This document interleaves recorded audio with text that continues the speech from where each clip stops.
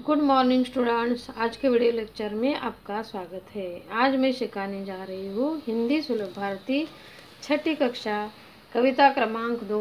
कविता का नाम है बसंती हवा। बसंती हवा कविता के कवि है केदारनाथ अग्रवाल जी। इनका जन्म 1 अप्रैल 1919 और मृत्यु 22 जून 2000। और इनकी रचनाएं देश देश की कविताएं, अपूर्वा, आपका आईना, पंख और पतवार, पुष्पदीप आदि। परिचय: केदारनाथ अग्रवाल जी छायावादी युग के प्रगतिशील कवि माने जाते हैं। प्रस्तुत कविता बसंती हवा में मस्ती भरे शब्दों द्वारा हवा के अटखेलियों का विवरण दिया है। अब हम कविता शुरू करते हैं। शुरुआत में ही स्वयं अध्ययन में 6 चित्र दिखाए हैं। देखो बच्चों, पहला चित्र है किसान, दूसरा बैल, पेड़, पहाड़, चिड़िया, 6 झरना। इस चित्रों की सहायता से प्राकृतिक सुंदरता दर्शाने वाला एक चित्र बनाकर उसमें रंग भरो और जो तुम चित्र बनाने वाले हो उस चित्र के बारे में बोलो। तो बच्चों, अब हम कविता शुरू करते हैं। बसंती हवा यानी बसंत ऋतु में बहने वाली हवा। यह हवा बहुत सुहानी होती है। बसंती हवा सभी को प्रसन्नता प्रदान करती है। धरती पर रहने वाले सब सजीवों को हवा की जरूरत होती है। हवा सबके लिए एक वरदान ही है, बराबर ना। तो देखो बच्चों, कविता का गायन और अर्थ देखते हैं। पहला परिचय है, हवा हूँ हवा में बसंती हवा हूँ, सुनो बात मेरी अनोखी हवा हूँ। बड़ी बावली हूँ, बड़ी मस्त मौला, नहीं कुछ फिकर है, बड़ी ही निडर हूँ। जिधर चाहती हूँ उधर घूमती हूँ, मुसाफिर अजब हूँ, हवा हूँ हवा में बसंती हवा हूँ। तो इसमें शब्दार्थ, इसके शब्दार्थ देखते हैं। अनोखी यानी निराली, बावली यानी सीधी सी, मस्त मौला यानी मनमौजी, फिकर यानी चिंता, मुसाफिर यानी यात्री, अजब यानी विचित्र। इस कविता में हवा अपना परिचय देती है। मैं बसंती हवा हूँ, सब लोग सुनो, मैं बड़ी अनोखी हवा हूँ, मस्त मौला हूँ, मुझे किसी प्रकार की कोई चिंता नहीं है। तो देखो बच्चों, न ही मुझे किसी का डर है, मैं एक अद्भुत यात्री हूँ। मेरा जहाँ जाने का मन होता है मैं उधर चली जाती हूँ। तो देखते हैं आगे क्या कहती है हवा। चढ़ी पेड़ महुआ थपाथप मचाया, गिरी धम्म से फिर चढ़ी आमों पर, उसे भी झकोरा किया का कान में को।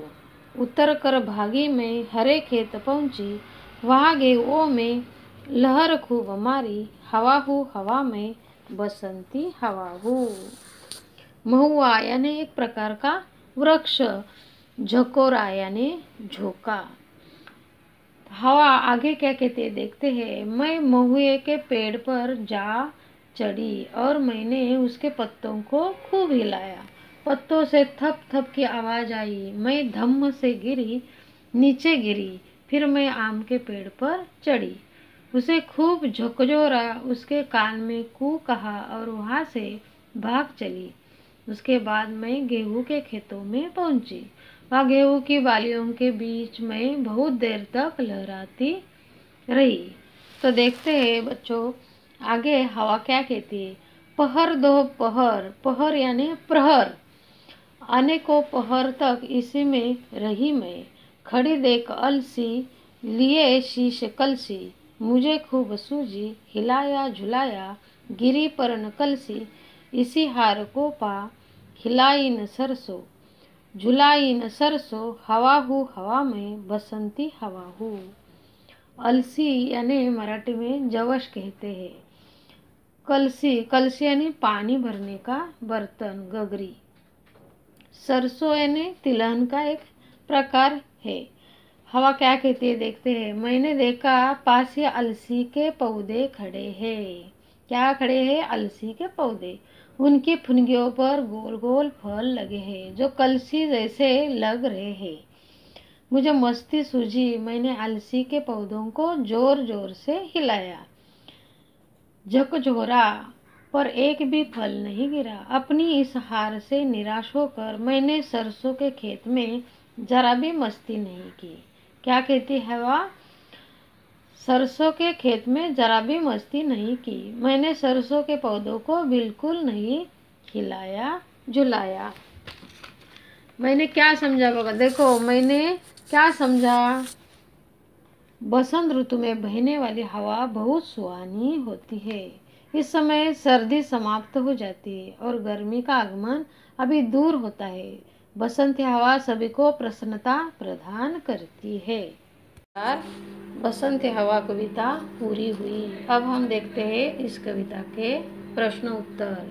प्रश्न आगे देखते हैं क्या है। पहला है मैंने समझा। मैंने क्या समझा? बसंत ऋतु में बहने वाली हवा बहुत सुहानी होती है। इस समय सर्दी समाप्त हो जाती है और गर्मी का आगमन अभी दूर होता है। बसंत हवा सभी को प्रसन्नता प्रदान करती है। आगे क्या है? शब्द वाटिका। नए शब्द, क्या क्या नए शब्द है देखते हैं। बावली, पहला शब्द है बावली। बावली यानी सीधी सी। मस्त मौला, मस्त मौला यानी मनमौजी। फिकर, फिकर यानी चिंता। महुआ, एक प्रकार का वृक्ष। झकोरा यानी झोंका। पहर, पहर यानी प्रहर। अलसी यानी तिलहन के प्रकार। कलसी, कलसी यानी गगरी। आगे देखते हैं भाषा की ओर। दिए गए शब्दों के लययुक्त शब्द लिखो। लययुक्त, पहला शब्द कौन सा है? हवा। हवा दवा। बावली सावली। सरसों बरसों। अलसी तुलसी। महुआ गेहुआ। तो बच्चों, इस कविता पर आधारित प्रश्न परीक्षा में इस प्रकार पूछे जा सकते हैं। तो पहला प्रश्न है, खेत में पहुंचकर हवा ने क्या किया? खेत में पहुंचकर हवा ने गेहूं में खूब लहर मारी। दूसरा प्रश्न है, हवा खेत में कब तक रही? हवा खेत में अनेक पहर तक रही। तीसरा क्या है, हवा ने सरसों को क्यों नहीं हिलाया? हवा अलसी से हार गई थी, इसलिए उसने सरसों को नहीं हिलाया। तो देखो आगे क्या है। आगे का प्रश्न है, आगे खोजबीन। ऋतुओं के नाम बताते हुए उनके परिवर्तन की जानकारी प्राप्त करो और लिखो।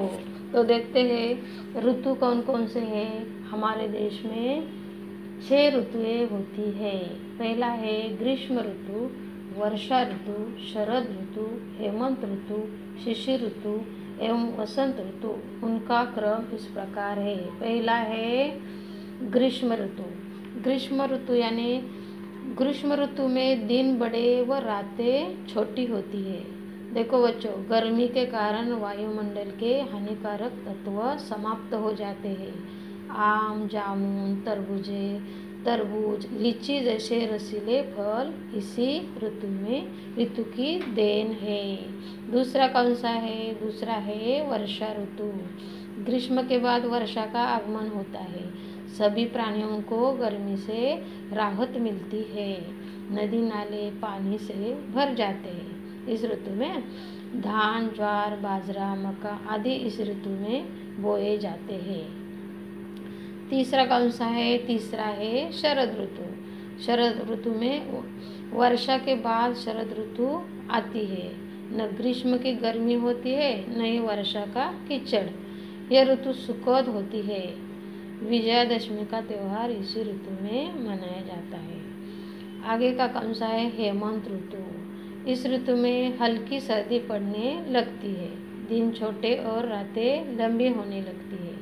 दीपावली का त्यौहार इसी ऋतु में आता है। धान की फसल भी इसी समय तैयार होती है। आगे कौन सा ऋतु है? आगे का ऋतु है शिशिर।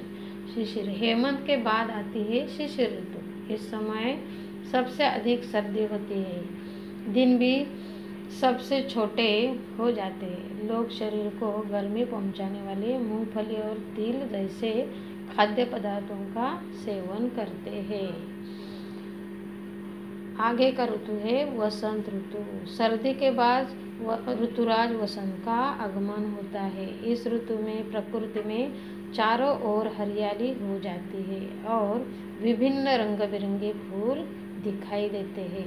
बसंत पंचमी और होली इसी ऋतु में मनाई जाती है। देखो बच्चों, आगे क्या है, सुनो तो जरा। त्योहार संबंधी कोई एक गीत सुनो और दोहराओ। अगला प्रश्न है, बताओ तो सही। शालेय स्वच्छता अभियान में तुम्हारा सहयोग बताओ। अपना सहयोग बताने का है। हमारे विद्यालय में स्वच्छता अभियान का आयोजन किया गया। प्रत्येक कक्षा को एक एक सप्ताह स्वच्छता का काम संभालना था। मैं अपनी कक्षा का मॉनिटर थी। मेरी जिम्मेदारी दूसरों से ज़्यादा थी। मैंने अपनी कक्षा के कुल 40 विद्यार्थियों की 5 टोलियाँ बनाई।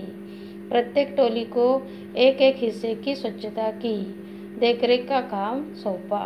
इसमें विद्यालय के चारों ओर का बगीचा, खेल का मैदान, शौचालय, पानी पीने का स्थान तथा प्रत्येक कक्षा के सामने के बरामदे थे। मैंने प्राचार्य जी से विद्यालय की छुट्टी के बाद अपनी कक्षा के लिए एक कालांश बढ़ाने की अनुमति ले ली ताकि सभी विद्यार्थी स्वच्छता का काम अच्छी तरह कर सके। मैं पूरा कालांश प्रत्येक टोली के पास जाकर उसके काम का निरीक्षण करता था। प्राचार्य जी ने 1 सप्ताह तक हमारा काम देखा। उन्होंने प्रार्थना सभा में हमारी प्रशंसा की। अगला प्रश्न क्या है, देखते हैं। वाचन जगत से कविवर सुमित्रानंदन पंत की कविता का मुखर वाचन करो। आगे क्या है, मेरी कलम से सप्ताह में एक दिन किसी कविता का सुलेखन करो। आगे का प्रश्न है, रिक्त स्थानों की पूर्ति करो। नहीं कुछ डॉट डॉट है, नहीं कुछ फिकर है। दूसरा, गिरी डॉट डॉट से फिर चढ़ी आम ऊपर। गिरी धम्म से फिर चढ़ी आम ऊपर। वहाँ डॉट डॉट में लहर खूब मारी। वहाँ गेहूं में लहर खूब मारी। हिलाया झुलाया गिरी पर न डॉट डॉट। हिलाया झुलाया गिरी पर न कलसी। तो इस प्रकार मैंने आपको बसंती हवा कविता एक्सप्लेन की है। I hope you all understand my teaching. मैं आशा करती हूँ कि तुम्हें सब समझ में आया होगा। तो बच्चों, आपको वीडियो अच्छी लगी हो तो लाइक, सब्सक्राइब और शेयर ज़रूर करो। Thank you. चलो फिर मिलेंगे अगले वीडियो में। बाय।